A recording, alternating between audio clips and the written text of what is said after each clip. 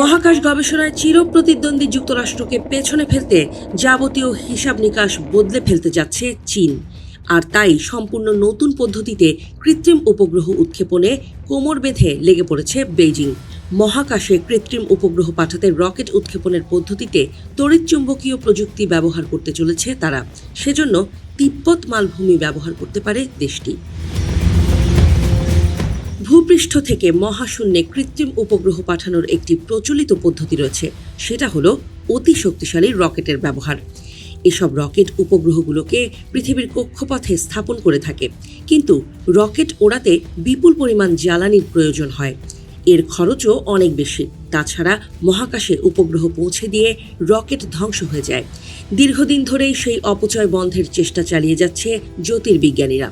এই সমস্যার কিছুটা সমাধান করতে সক্ষম হয়েছে আমেরিকা। মার্কিন ধনকুবের শিল্পপতি ইলন মাস্কের সংস্থা স্পেস এক্সের হাতে রয়েছে ফ্যালকন এবং স্টারশিপের মতো পুনর্ব্যবহারযোগ্য অত্যাধুনিক রকেট। এগুলো উপগ্রহকে মহাশূন্যে পৌঁছে দিয়ে পৃথিবীতে অক্ষত অবস্থায় ফিরে আসতে পারে। তারপর আবারও উপগ্রহ নিয়ে মহাকাশের নতুন মিশনের জন্য রওনা হতে পারে। এই অবস্থায় রকেট ধ্বংসের সমস্যা মিটলেও জ্বালানির দিক থেকে তা মোটেও সাশ্রয়কর নয়। আর তাই উপগ্রহ উৎক্ষেপণের নতুন একটি পদ্ধতি তৈরি করছে চীন। তাতে তড়িৎচুম্বকীয় শক্তিতে ভূপৃষ্ঠ থেকে অনেকটা উঁচুতে পৌঁছাবে রকেট। তারপর এর ইঞ্জিন চালু হবে। সেক্ষেত্রে জ্বালানি লাগবে অনেক কম। যদিও বেইজিংয়ের প্রস্তাবিত ব্যবস্থাটির পদে পদে রয়েছে কঠিন চ্যালেঞ্জ। চীনা জ্যোতির্বিজ্ঞানীদের মহাকাশযান উৎক্ষেপণের এমন চিন্তাভাবনা অতিপরিবাহী চৌম্বকীয় উত্তোলনের সঙ্গে সম্পৃক্ত। এর প্রতীকী নাম super conducting magnetic levitation plus electromagnetic propulsion system. এর বিস্তারিত বিবরণ দিয়েছে সাউথ চায়না মর্নিং পোস্ট। প্রতিবেদন অনুযায়ী এই পদ্ধতিতে ভূপৃষ্ঠ থেকে কোনো বস্তুকে আকাশে তোলার পরীক্ষায় সাফল্য পেয়েছে বেইজিংয়ের Jiang commercial aerospace launch technology research institute. এই প্রযুক্তিতেই কৃত্রিম উপগ্রহকে মহাকাশে পাঠাতে চাইছেন চীনা জ্যোতির্বিজ্ঞানীদের একাংশ। সেই মতো প্রস্তুতি শুরু করে দিয়েছেন তারা। এই প্রযুক্তিটিতে বিদ্যুতের সাহায্যে তড়িৎচুম্বকীয় শক্তিতে সুপারসনিক গতি পাবে রকেট। ফলে জ্বালানি লাগবে না। উৎক্ষেপণের সময় রকেটকে শক্তি যোগাবে স্টোরেজ ইউনিট, সুপার কন্ডাক্টিং চুম্বক এবং প্রিসিশন গাইডেন্স সরঞ্জাম। 2025 সালে এগুলির পরীক্ষা চালায় চীন।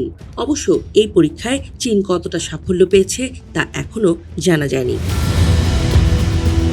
বিশেষজ্ঞদের একাংশের দাবি, এই পদ্ধতিতে কৃত্রিম উপগ্রহ উৎক্ষেপণের জন্য তিব্বত মালভূমির উঁচু এলাকা ব্যবহার করতে পারে বেইজিং। সেখানকার বায়ুস্তর অনেক পাতলা। ফলে তড়িৎচুম্বকীয় ক্ষেত্র তৈরি করা চীনা জ্যোতির্বিজ্ঞানীদের পক্ষে অনেক বেশি সহজ হবে। তাছাড়া ভূপৃষ্ঠ থেকে অনেকটা উঁচুতে মহাশূন্যের দিকে যাত্রা শুরু করতে পারবে রকেট। জ্যোতির্বিজ্ঞানীদের দাবি, এই প্রযুক্তির বাস্তবায়নে প্রধান সমস্যা হলো খরচ।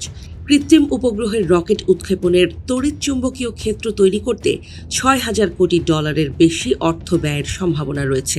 তারপরেও এতে সাফল্য আসবে কিনা তারও কোনো নিশ্চয়তা নেই। এছাড়া তিব্বতের মতো জটিল ভূপ্রাকৃতিক পরিবেশে তড়িৎচুম্বকীয় ব্যবস্থা কতক্ষণ স্থায়ী হবে তা নিয়েও সংশয় রয়েছে।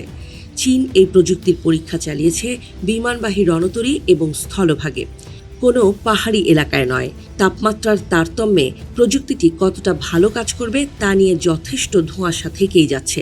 তাই চীন রকেট উৎক্ষেপণের পদ্ধতিতে তড়িৎচুম্বকীয় প্রযুক্তি ব্যবহার করলে তা কতটা কার্যকর হবে এ নিয়ে সংশয় রয়েই যাচ্ছে।